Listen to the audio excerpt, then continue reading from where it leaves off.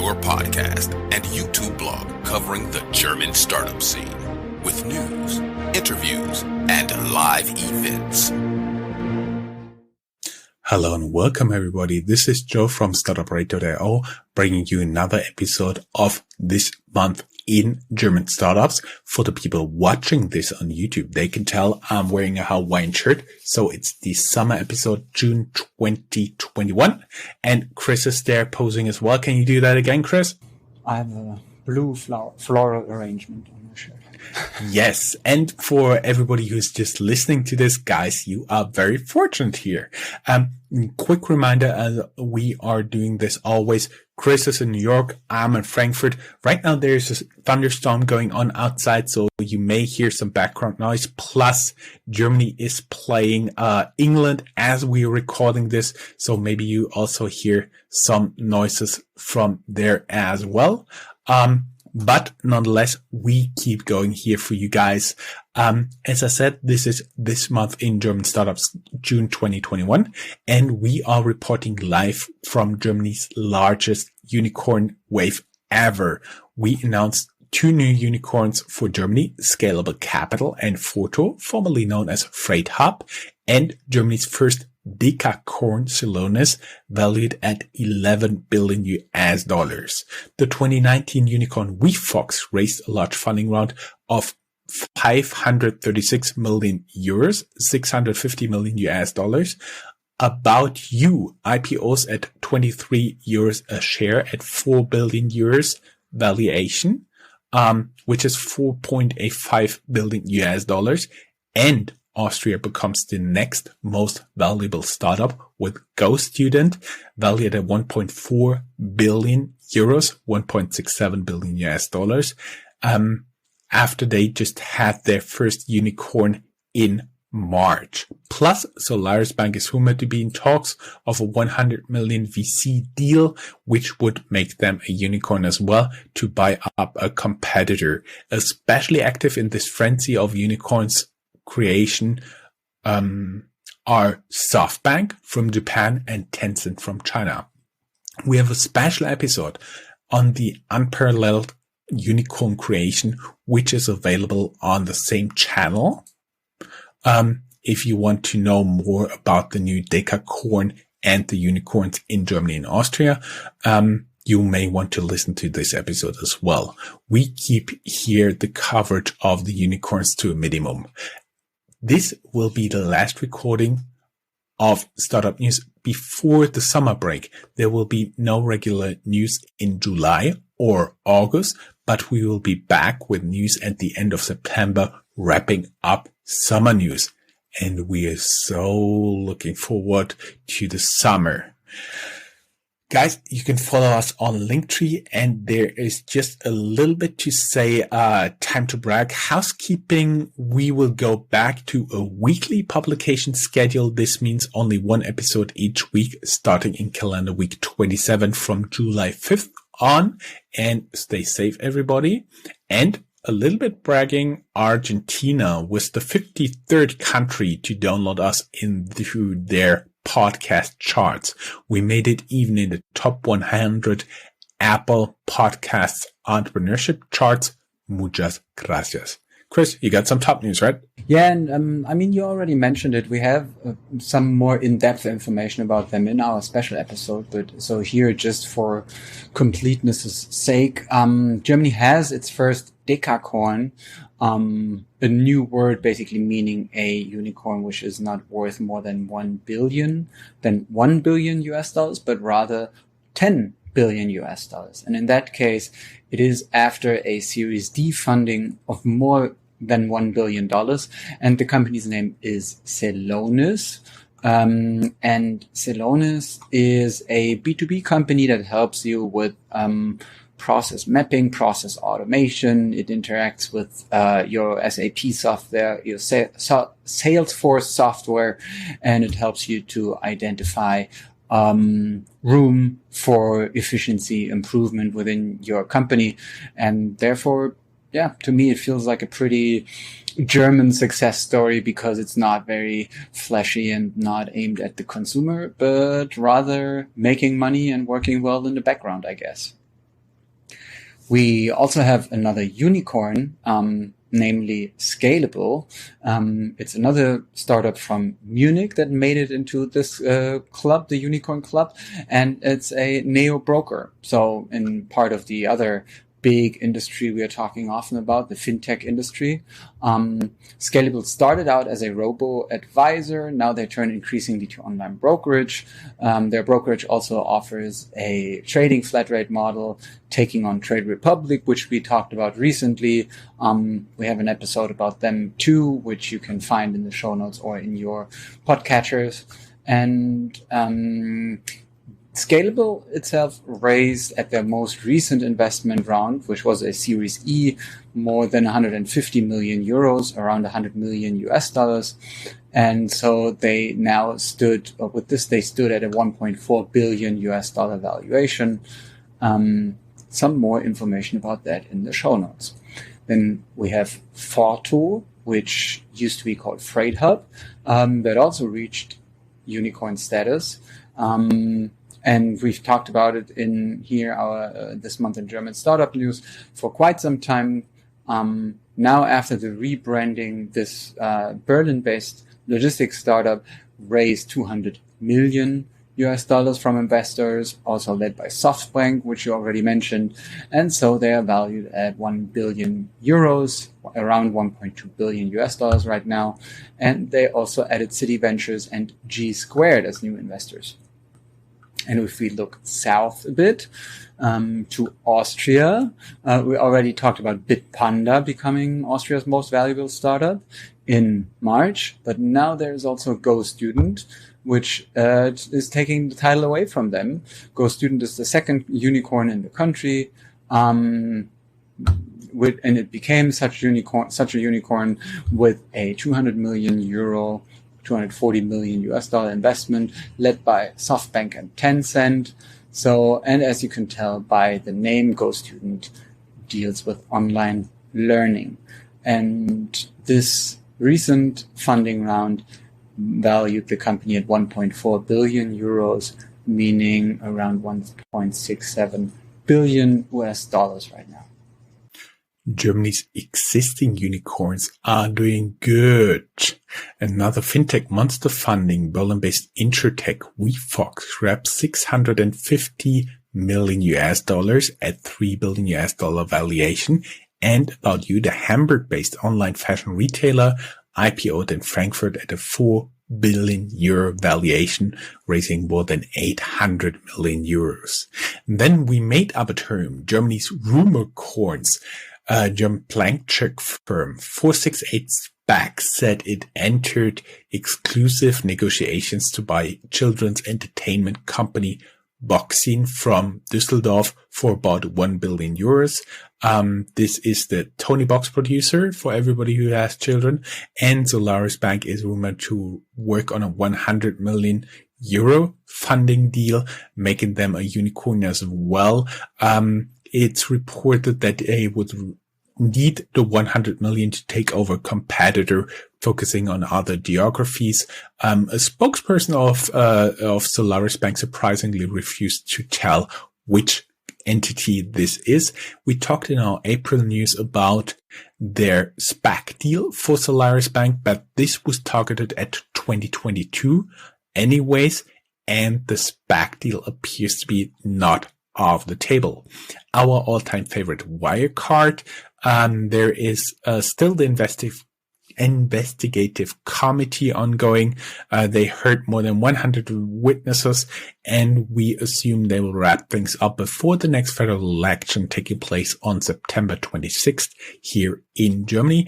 There's only a little note. Philippines file criminal charges against former Wirecard CFO Jan Masalek, which is still on the run. This is small news since Mr. Masalek already faces charges in Germany, and if ever found, may end up serving a long time in Germany. Moving on to the German ecosystem as a whole, And you can already tell that probably the biggest issue here, or the biggest topic here, is that Germany is approaching a general election in fall.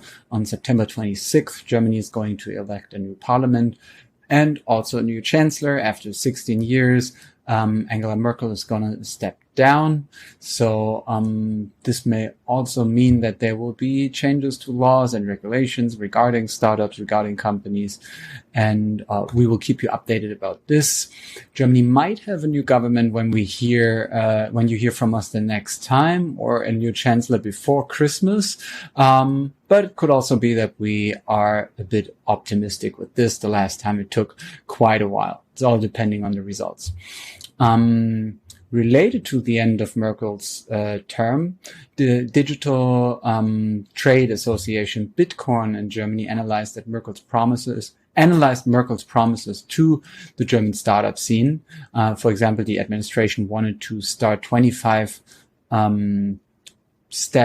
measures in 2018, which should have been fulfilled after 2 years. That was the initial plan. 15 of them have been finished, says Bitcoin. So 10 promises broken. Related to that, we've already recorded another bonus episode on the upcoming 10 billion startup investment program from the German federal government with the digital commissioner. That recording will be published during the summer when this podcast here has its regular break. Then there are fintech trends for the DACH region. DACH is D-A-C-H, and giving you a hint that this is Deutschland, Austria, Switzerland. The funding bounces back in 2020, actually. So it seems as if the COVID crisis here is not as grave as everyone had initially thought. And we have European fintech startups with overseas ambitions who fill their war chest at a record clip. More about that in PitchBook.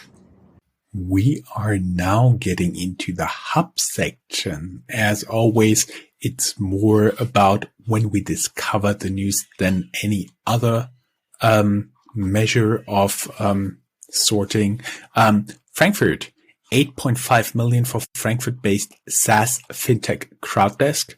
Of course, you can learn more about them in our show notes down here. We have interviews with both of the founders, and there is the co-living startup Habit closes $24 million Series B, and they merge with Frankfurt-based Homefully. Of course, we have an interview with Homefully you can find down here in the show notes. Munich-based InsurTech Finanzchef24, CFO 24, wins New York-based Markel Style as investor. I was wondering, are you currently using a Cherry mechanical keyboard, Chris? I'm an Apple kid. Okay.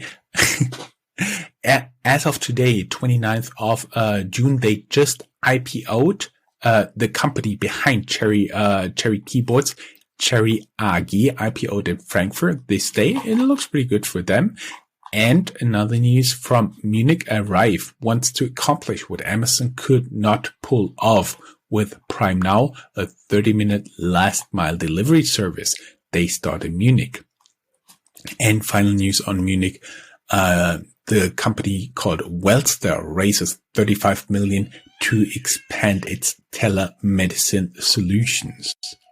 Now we go to a city we love to cover because it's not in the regular startup news anywhere. It's called Offenburg. It's a lovely little town in the very southwest of Germany. Actually, the next largest city is Strasbourg in France, which is closer than Stuttgart. Offenburg-based accounting software for freelancers and SMEs called Safdesk raises 50 million euros from investors Arena Holding and Hybris founder Carsten Thoma, who are joining existing investors. As Chris just so lovely said, let's look a little bit more to the south. Vienna-based prop-tech startup Propster raises 3 million euros, and Ron Tuster, co-founder, invests in Vienna-based AI tool that recognizes food in pictures. For Switzerland, we just have 15 top 15 biotech startups in Switzerland making a difference in Europe. Chris, I think you want to talk about different companies. Yeah, some more about a couple of companies. So we in Germany have also a debate surrounding the last mile delivery companies of groceries. And one of the biggest names in that business in Germany is called Gorillas. They are based, they have some issues going on in Berlin, because they're, the delivery people for them, they are complaining about high traffic, blocked roads, blocked pavements, and, a steady stream of couriers. And this sparks protest against the Gorilla warehouse in Berlin. But they're also planning to just enter the US market in New York City, where they would have some very different kind of competition, I guess. So, yeah, it's going to be interesting to see how this business will do in Germany. We mentioned it here a couple of times. Germans are very, very price sensitive when it comes to groceries. Of course, there is there's a convenience factor to it. So we will see how it goes, but there are also very well established brands in the German grocery market trying to come up with different kinds of promises. Probably one more word about New York City. We have an additional article about that with the headline: a German e-commerce startup wants to disrupt the New York City grocery market with deliveries to customers' apartments in 10 minutes or less. I can testify that just a couple of weeks ago, a small market opened up where you can order your stuff. It's called 1520 or 1520. And I mean, I don't know. When does it become a bit weird? Like promising in 15 minutes, in 10 minutes. Oh, I don't know. Maybe this will go down the way that at one point you don't need any storage at all, no bundleless pantry, no sub-zero fridge. You just order. Yeah. But I don't know. As a Protestant German, I feel bad ordering at these companies because I always feel bad that I make someone deliver me something that I should just carry into my apartment by myself. I don't know. Related to that, there's the topic of instant delivery, which is still hot. Flink, Berlin-based instant supermarket and competitor of Gorillas, has 3 takeover offers at hand, reports Deutsche Startups exclusively. But they also raised 200 million euros in venture capital, and which is around 240 million US dollars, also mentioned by Deutsche Startups.